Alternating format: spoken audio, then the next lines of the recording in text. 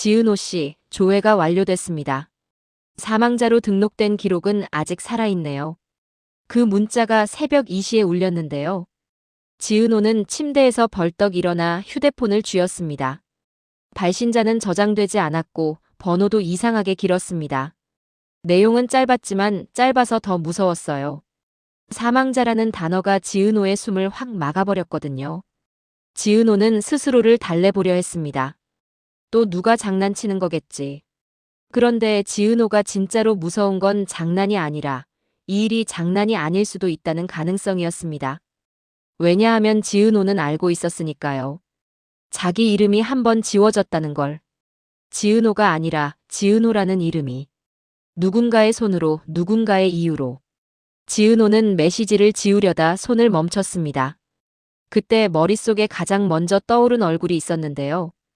가족도 아니고 한우진도 아니고 이지혁이었습니다. 지은호가 숨기고 싶은 건 과거였지만 지은호가 제일 두려운 건 이지혁이 그 과거를 알게 되는 순간이었어요. 이지혁이 알게 되면 지은호는 끝이 아니라 이지혁이 무너질 것 같아서요. 그 새벽 지은호는 그냥 회사로 나가버립니다. 이유는 간단했어요. 집에 있으면 생각이 더 커져서요. 회사는 바쁘고 바쁘면 덜 무너지니까요. 그런데 회사에 도착한 순간 지은호는 또 다른 불길함을 느꼈습니다. 대표실 불이 켜져 있었고 그 안에서 서류를 넘기는 소리가 났거든요. 이 시간에 대표가 나와 있다는 것 자체가 이상했습니다. 문을 살짝 열자 이지혁이 책상 앞에 앉아 있었습니다. 정장을 갖춰 입고 있었는데도 이상하게 사람이 가벼워 보였어요. 볼이 빠지고 눈밑이 꺼져서 마치 며칠을 잠도 못 잔 사람처럼요. 지은호가 숨을 들이마시는 소리를 내자 이지혁이 고개를 들었습니다. 지은호 씨? 이런 시간에 왜? 대표님이요. 대표님이 왜 여기 있어요? 이지혁은 잠깐 웃으려 했는데요. 웃음이 올라오다가 말끝에서 꺾였습니다. 그걸 지은호가 놓칠 리 없었죠. 지은호는 자연스럽게 책상 위를 봅니다. 계약서가 아니라 병원 서류처럼 보이는 얇은 봉투가 살짝 보였거든요. 지은호가 시선을 거두려는 순간 이지혁이 봉투를 손으로 툭 덮었습니다. 그냥 정리할 게 좀 있어서요. 정리요? 정리. 그 단어가 지은호 마음을 콕 찔렀습니다. 요즘 이지혁은 자꾸 정리를 말했거든요. 그리고 그 말은 늘 사람이 떠나기 직전에 하는 말처럼 들렸습니다. 며칠 전 이지혁은 직원들에게 일본 일정 좀 다녀오겠습니다 라고만 짧게 말했습니다. 사람들은 대수롭지 않게 넘겼는데요. 대표가 일본 거래처를 다녀오면 늘 좋은 소식이 딸려왔으니까요. 박성재도 또 크게 한 건 하겠네 하고 웃었고 팀장들은 회식 메뉴부터 농담했었습니다. 그런데 실제로 이지혁이 향한 곳은 거래처가 아니라 병원이었습니다.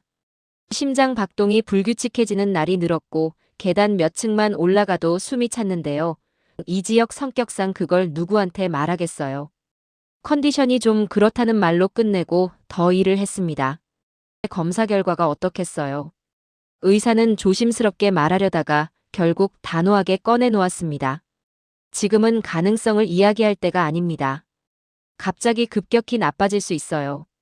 약으로 잡으면 되지 않습니까? 약으로 견디는 건 가능할 수 있어요. 근데 해결은 다른 방식이 필요합니다.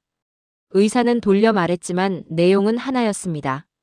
이지혁은 기다려야 하는 상태가 된 거예요. 누군가의 선택이 아니라 타이밍과 순서와 운이 결정하는 영역. 희망을 함부로 말하기 어려운 영역. 그 말을 들은 순간 이지혁 머릿속에 제일 먼저 떠오른 사람은 가족도 박성재도 아니었고 지은호였더라고요. 늘 옆에서 사람 마음을 다독이던 그 사람. 웃으면서도 남의 불안을 먼저 알아채던 그 사람.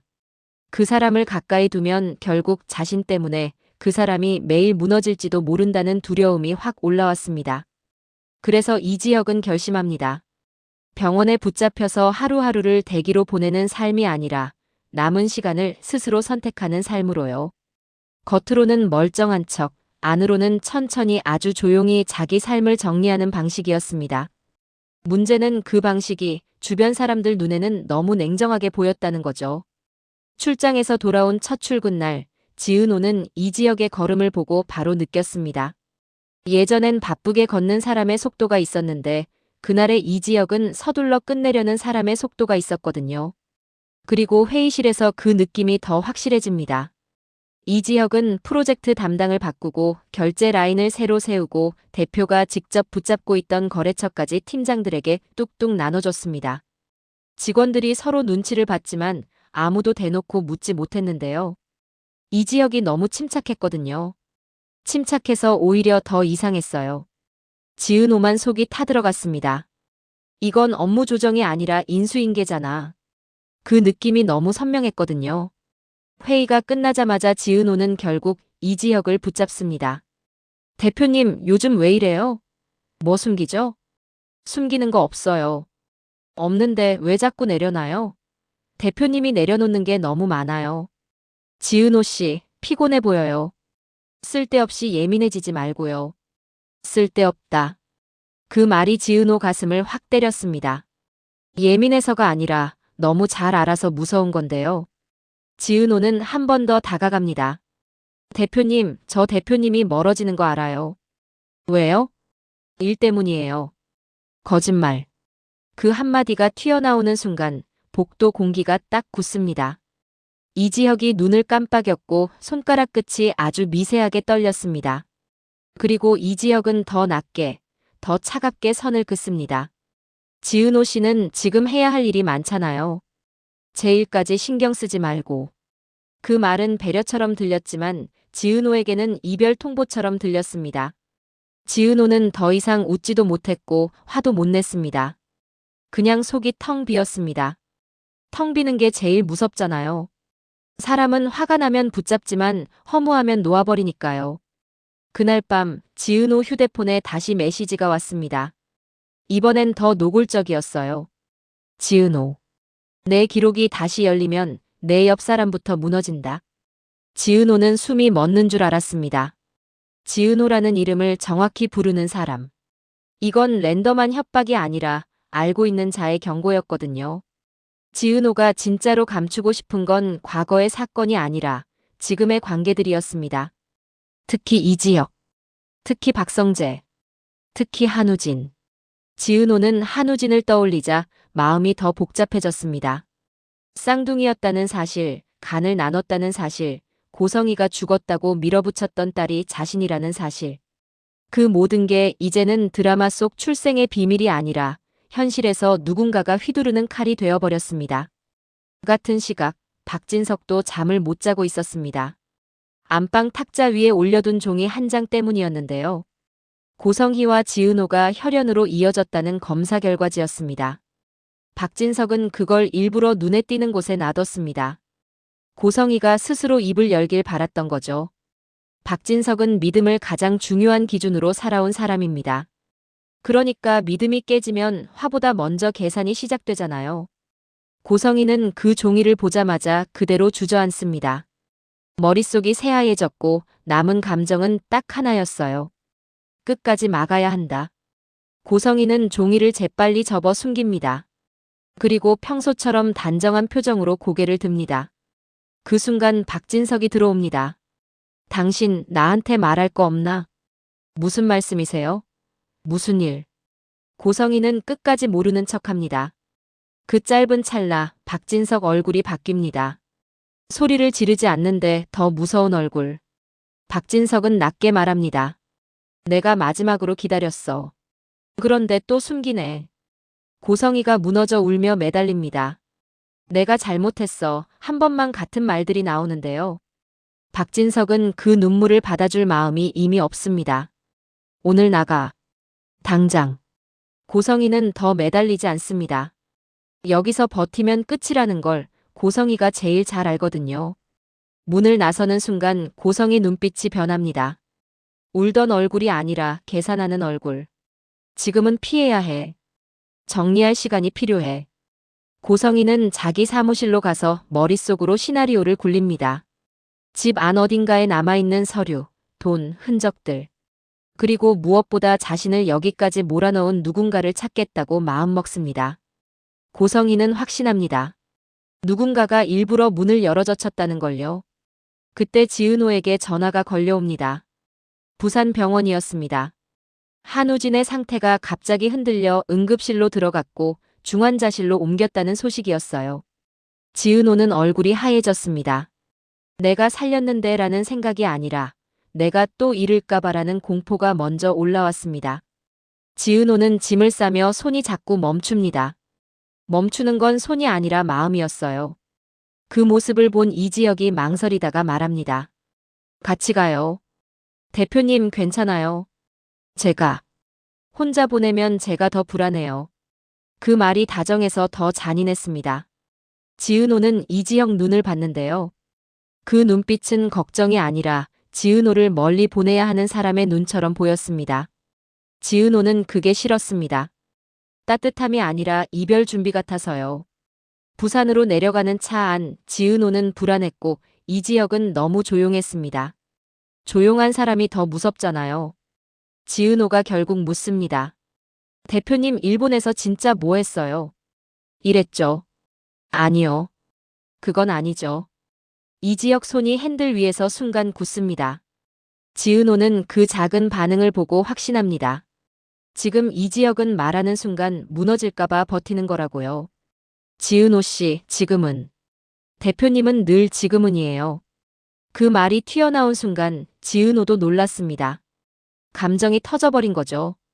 이지혁이 잠깐 말이 막힙니다. 그리고 아주 낮게, 거의 혼잣말처럼 흘립니다. 내가 너까지 무너지게 하고 싶지 않아서. 지은호 심장이 내려앉습니다.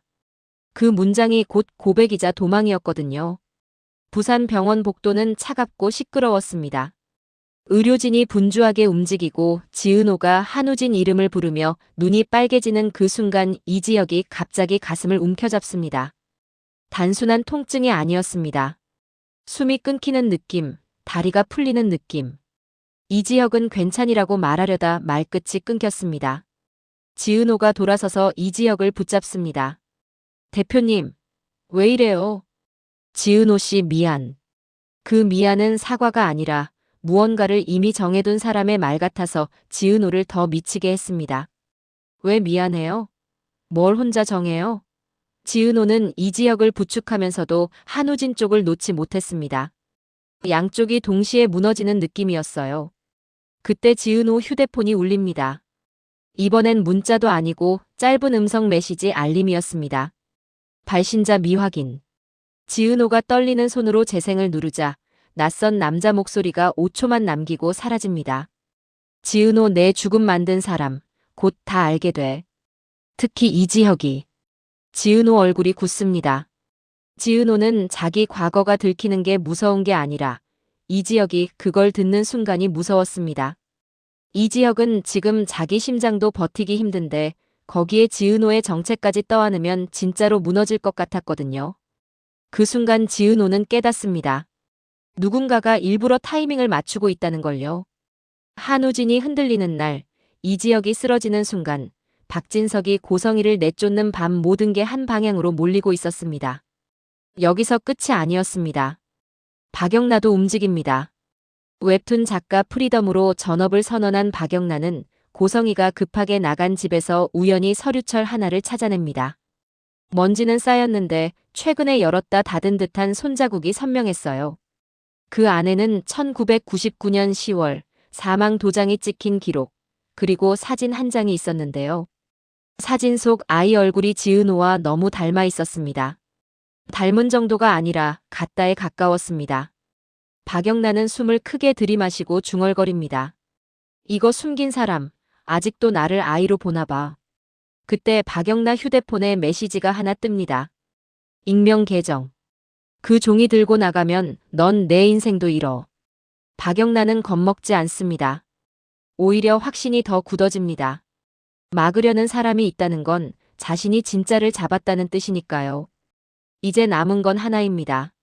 누가 먼저 진실을 터뜨리느냐.